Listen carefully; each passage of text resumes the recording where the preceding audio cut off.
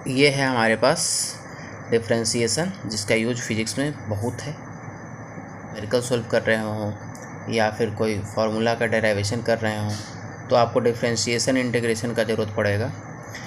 अगर हम बात करें डिफरेंशिएशन का तो इसको dy/dx लिख दिया जाता है। dy/dx आप लिखेंगे तो ये इंटीग्रेशन दिखा रहा है कि हम इंटीग्रेट कर रहे हैं। या फिर फंक्शन ऑफ x लिख करके आप अगर पाई खींच रहे हैं, यानी f(π(x) अगर आप लिख रहे हैं, f'(x) आप लिख रहे हैं, तो इसका मतलब ये डेरिवेटिव आप निकाल रहे हैं। तो फंक्शन ऑफ x आप लिख दीजिए तो ये फंक्शन ऑफ x हो गया। और अगर आप फंक्शन f'(x) लिख रहे हैं तो ये डेरिवेटिव है, या तो dy/dx लिखिए या f'(x) लिखिए, ये बता रहा है। यहाँ पर आप देखेंगे कि ये दिया हुआ है y = c। अगर y का वैल्यू, क्योंकि dy/dx है, y का वैल्यू हम सब जगह रखते हैं, तो फर्स्ट नंबर में अगर कोई कांस्टेंट अगर वैल्यू है y के जगह पर तो उसका डिफरेंशिएशन 0 होगा, यानी कांस्टेंट का डिफरेंशिएशन 0 होता है। कांस्टेंट कहने का मतलब अगर हम 5 को अगर डिफरेंशिएट करें, 6, 7, 5 कुछ भी नंबर अगर कोई है, कोई कांस्टेंट टर्म है, तो उसका डिफरेंशिएशन 0 होगा। दूसरा, अगर कोई कांस्टेंट टर्म x के साथ लगा हुआ है तो उसका डिफरेंशिएशन कांस्टेंट जो रह जाएगा उसी का वैल्यू होगा। उसके बाद थर्ड में आप देखेंगे c के साथ u लगा हुआ है, जहाँ पर c कांस्टेंट है और u फंक्शन है किसका, x का फंक्शन है। यानी देखिए, दो तरह का फंक्शन आपको देखने को मिलेगा, एक y है और दूसरा x है। तो x जो है इंडिपेंडेंट फंक्शन है और y डिपेंडेंट फंक्शन है, क्योंकि y का वैल्यू x पे डिपेंड कर रहा है और x जो है वो स्वतंत्र है और ये आश्रित है किस पे, x पे। इसको हम dy/dx को हम ये आश्रित फलन कहेंगे, हिंदी में उसको कहा जाता है। तो ये इंडिपेंडेंट फंक्शन हो गया या डिपेंडेंट फंक्शन हो गया, तो dy/dx लिखा जाता है। अगर आपके समझ में कैलकुलस आ रहा है तब तो बहुत आसान है, नहीं आ रहा है तो बड़ा कष्ट होता है, समझ में नहीं आता है। इसका जब हम यूज करेंगे तब क्रिस्टल क्लियर हो जाएगा आपका कॉन्सेप्ट कि इसका यूज क्या है, कहाँ पे क्या देखना है। उसको न्यूमेरिकल्स देखेंगे इसके जस्ट बाद। तो dy/dx के बाद अगर cu है, ये मल्टीप्लिकेशन दिख रहा है, पर यहाँ पर भी मल्टीप्लिकेशन आपको देखने को मिलेगा u और v के रूप में, पर यहाँ पर दोनों फंक्शन है x का, पर यहाँ पर c जो है वो कांस्टेंट है। तो हम सिर्फ जो है वो डिफ्रेंशिएट करेंगे, u वाले टर्म को हम डिफ्रेंशिएट करेंगे और c कांस्टेंट हो जाएगा, तो du/dx आएगा हमारे पास, तो c का वैल्यू आने वाला है। उसके बाद थर्ड में देखिए y = x⁴n है, ये काफ़ी यूज है हर जगह पे। तो dy/dx करेंगे तो n x⁻n-1 अगर रियल नंबर कोई है तब के लिए, और यहाँ पर रियल नंबर n है और साथ में u जो है ये फंक्शन है किसका, x का फंक्शन है। यहाँ डायरेक्ट x है और ये x का फंक्शन है, यानी इसको और डिफ्रेंशिएट करने की ज़रूरत है। u अगर फंक्शन है x का तो आपको वन टाइम डिफ्रेंशिएट करना होगा इसको। तो आप देखेंगे dy/dx लेंगे तो सेम फार्मूला यहाँ पर अप्लीकेबल है, n और un-1 और du/dx यहाँ पर, यानी डिफ्रेंशिएट करना है।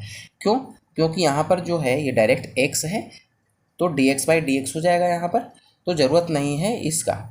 तो dx/dx का वैल्यू कुछ नहीं, कांस्टेंट सिर्फ आ रहा है, तो ये टोटल वैल्यू रह जाता है।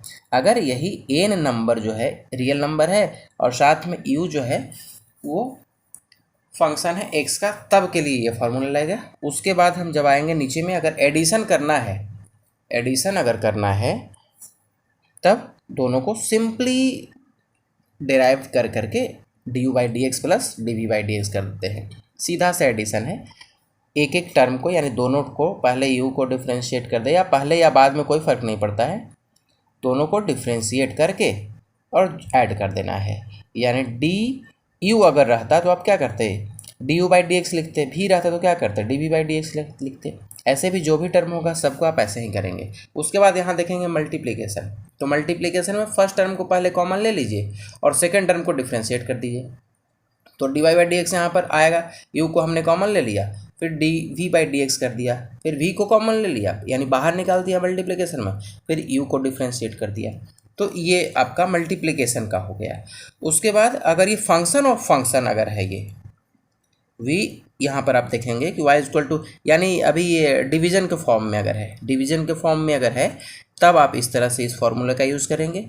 उसके बाद अगर फंक्शन ऑफ फंक्शन अगर आपको मिल रहा है तो आप इस तरह से dy बाई डी एक्स करेंगे, और dy बाई डी यू और du बाई डी एक्स अगर आप कैंसिल करके देखेंगे तो dy बाई डी एक्स बच जाता है। तो फंक्शन ऑफ फंक्शन में y जो है u का फंक्शन है, यानी u पे डेराइव्ड हो रहा है ये, और ये u जो है वो x का है, तो फंक्शन ऑफ फंक्शन यहाँ पर एप्लीकेबल है। तो सीधा सा आप कैलकुलेट करके देखेंगे तो सेम बच जाएगा, ऐसे क्रॉस होने के बाद dy बाई डी एक्स बचता है। बाकी sine theta, cos theta, tan theta का ये सब का भी यूज है, जैसे जैसे ज़रूरत पड़ेगा इसको हम आगे देखते रहेंगे। इस पर क्या बातें हैं हम इसके न्यूमेरिकल्स पे, जिसका इसका यूज हम जस्ट अभी देखने जा रहे हैं। अगर मान लिया जाए कि इस तरह का कोई इक्वेशन दिया हुआ है और इसमें कह रहा है कि यह particle is moving with constant acceleration, constant acceleration से मूव कर रहा है, तो डिस्प्लेसमेंट दिया गया है इस रूप में आपका इक्वेशन के फॉर्म में। तो t सेकेंड के बाद अगर इसका डिस्प्लेसमेंट ये है तो इनिशियल वेलोसिटी निकालिए, फिर वेलोसिटी एट 4 सेकेंड निकालिए, एक्सेलरेशन निकालिए, डिस्प्लेसमेंट निकालिए। तो इनिशियल वेलोसिटी आपको निकालना होगा, तो वेलोसिटी के लिए आपको इसको डिफ्रेंशिएट करना होगा, क्योंकि ये दिया गया है आपका डिस्प्लेसमेंट, और डिस्प्लेसमेंट को अगर आप वन टाइम इंटीग्रेट करेंगे, डिफ्रेंशिएट करेंगे, तब वो वेलोसिटी आ जाएगा।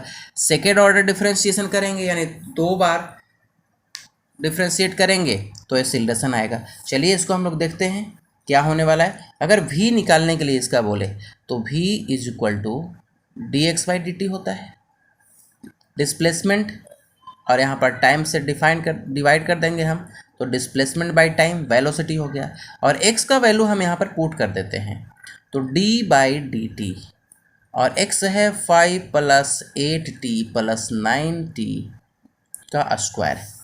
यहाँ आप देखिए फॉर्मूला में अभी जस्ट हमने बताया है कि अगर पावर वाला फॉर्म में है तो पावर, एडिशन में है तो सिंपल एडिशन। तो ये देखिए ये भी एडिशन है, यानी ये वाला फॉर्मूला आपको यहाँ पर दिख जाएगा, ये एडिशन का यहाँ लग रहा है। इसका मतलब अगर आप तोड़ करके इसको समझेंगे, फर्स्ट टाइम है तो तोड़ के इसको देख लेते हैं हम लोग।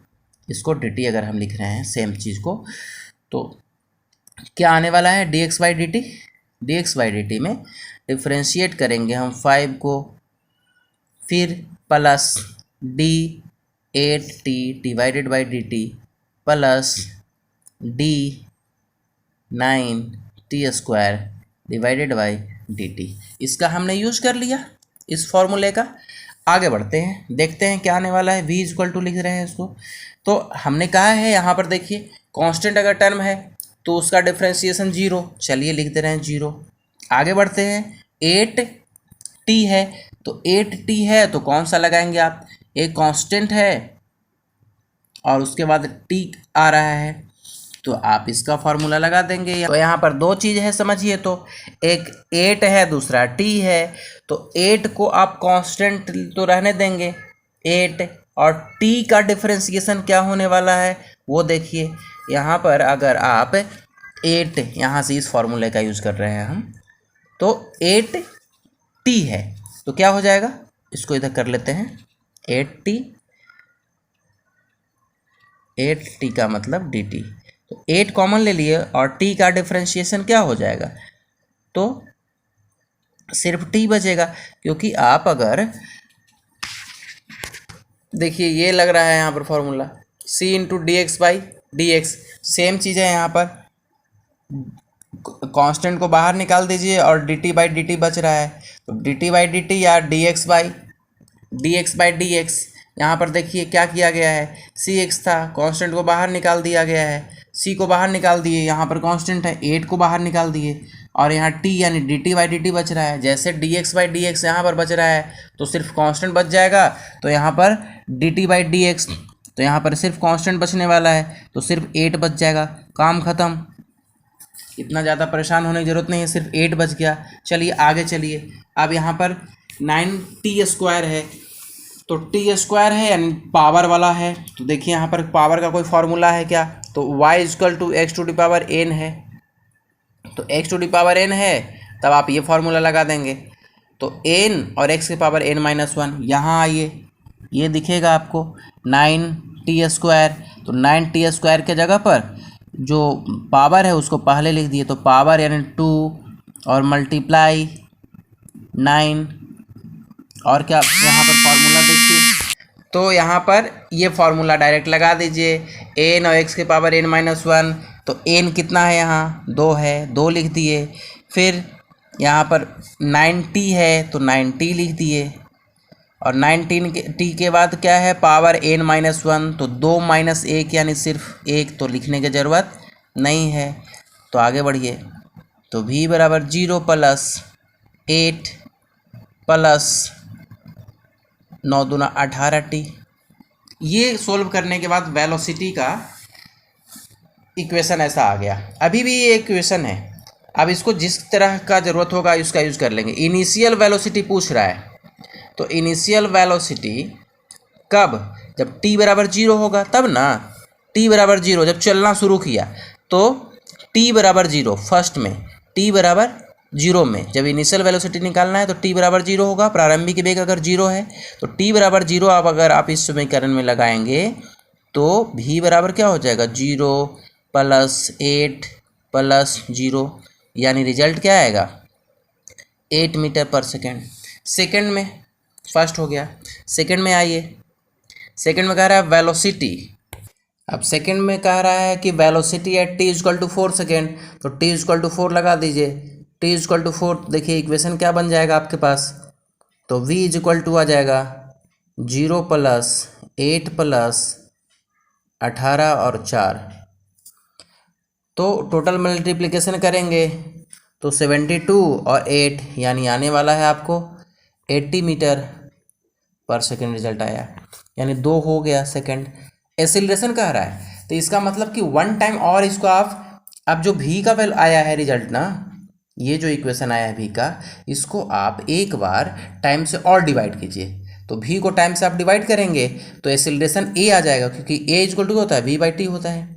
यानी अगर a इक्वल टू हम कहें तो dv/dt लिखते हैं इसको हम। अगर हम वेलोसिटी को 1 टाइम और डिफ्रेंशिएट कर दें तो रिजल्ट हमारे पास आ जाता है एक्सीलरेशन का।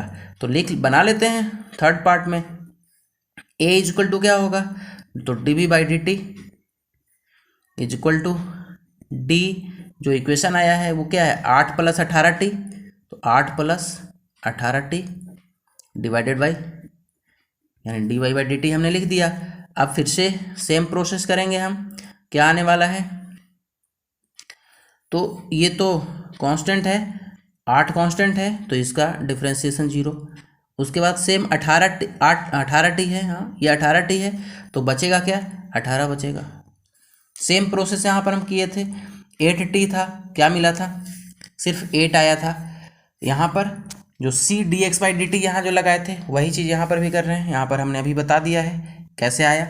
तो अगर है 18x है तो आप अगर इसको डिफ्रेंशिएट करेंगे तो सिर्फ 18 बचेगा, 18 बचेगा। सिर्फ 4x है 5x है कुछ भी है, इसको अगर आप डिफ्रेंशिएट करते हैं तो 5 बचेगा।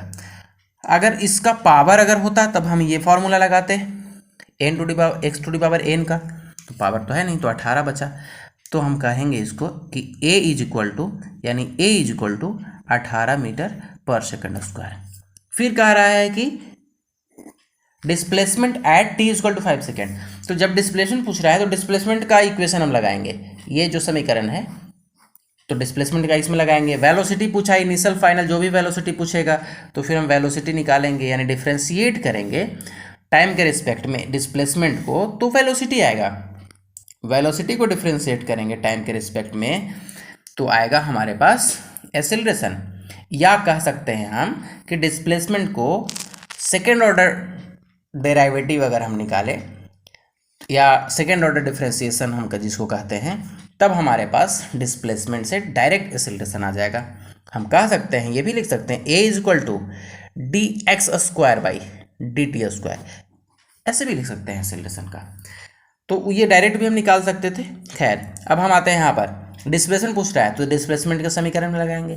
डिस्प्लेसमेंट का समीकरण क्या था 5 प्लस 8t, तो 8 में 5 से मल्टीप्लाई कर देंगे आप, क्योंकि t इक्वल टू 5 सेकंड कह रहा है तो 5 लगा दीजिए यहाँ पर, तो 5 और प्लस 8 गुना 5 प्लस 9 गुना 5 का स्क्वायर प्लस 9 गुना 5 का स्क्वायर यानी ये आएगा 5 प्लस 40 प्लस 225 हो गया, और कुल मिला करके ये हो गया 25 5 30 और 40 70, तो 270 मीटर आंसर है।